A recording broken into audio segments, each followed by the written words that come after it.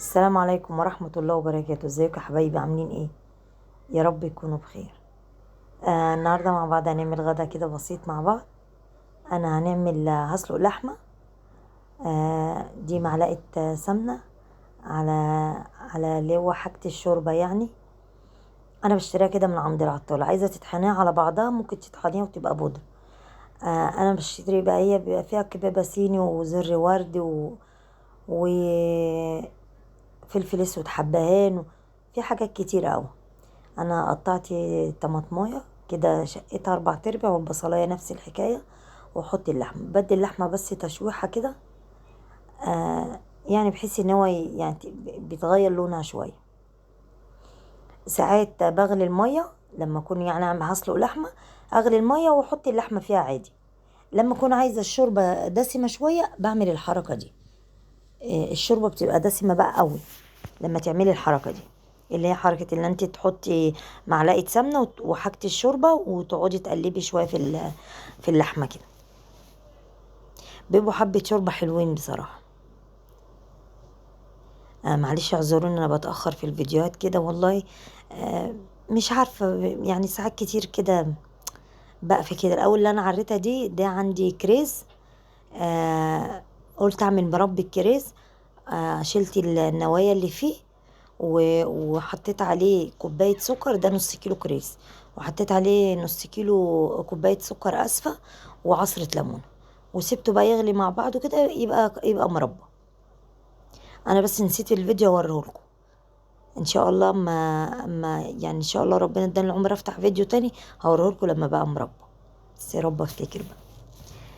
المهم اللحمه هنا اديتها لون، هدي ايه احط عليها بقى الميه عادي وايه، واسيبها بقى تغلي مع نفسها.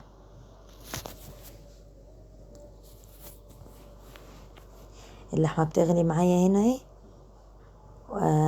كده اللحمه خلاص استوت. اخر ما بتستوي انا بحط فيها الايه، احط الملح. بصوا شكل الشوربه عامل ازاي. انا عشان كده بقى بحب اللي انا ايه، لما عاوز الشوربه دسمه كده، احب اللي انا ايه اشوح اللحمه الاول ايه بمعلقه سمنه. حطيت معلقه سمنه تاني وعليها معلقه توم. التوم ده انا فرزاه في البيت، ونص معلقه فلفل اسود، وحطي بتاع حوالي معلقتين خل. دي الصلصه بتاعت الفته. الله اكبر الله اكبر الله اعظم الله اعظم الله أعظم. معلقتين خل بالظبط. الطماطم عندي مش حمرا قوي، يعني حطيت ايه معلقتين صلصة كده، يعني يعززوا الطعم شوية. واحط الطماطم. سهلة، ما فيش اسهل من الفتة. يعني لما اقوم كده مقريفة ومش عارفة اعمل اكل ايه، هي بتبقى اسهل حاجة، يعني حاجة اعملها هي الفتة. الفتة عندنا بقى عبارة عن رز وصلصة ولحمة بس. ولادي ما بيحبوش العيش، بالرغم ان انا بمسك العيش يعني بحمره بحتة سمنة بلدي كده، واحط عليه آه اللهم صل على النبي نص معلقة توم مفروم كده. اما اخش في السوا كده اروح حاطه عليه نص معلقة توم مفروم كده، واشوح كله مع بعض او احطها في الفرن. بتبقى جميلة. انا لما يكون ليا مزاج بقى، اللي انا يعني ليا مزاج كده اللي انا اكل شوية فتة، اعمل كده، اعمله بالطريقة دي. مش هاكل او الاكل عادي يعني كده، الدنيا حر بقى الواحد بيتاخر في الاكل، خلاص اعمل الرز واعمل الصلصه واسلق اللحمه وخلاص كده. هم عامه بيحبوها كده، مبيحبوش العيش ولا كده. انا حطيت الرز وحطيت معاه، حطيت الملح. يا دوبك اشوح بس تشويحتين كده، النار عاليه، الشوحه معايا يعني ميته نشفت بسرعه. هحط حبة من الشوربة. احنا بنحب الشوربة، نسقي الرز بالشوربة. ما اعرفش بقى اللي يقولك اسود او لون الرز بيغير، ما انتي لا تاكلي يعني.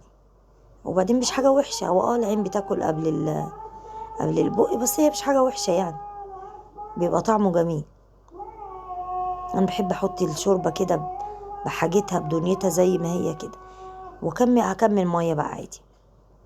او لو عايزة تسقي كله شوربة زي ما انتي عايزة، كله مية زي ما انتي عايزة يعني. في كلا الحالتين الاتنين يعني حلوين. انا زودت شوية مية اهو.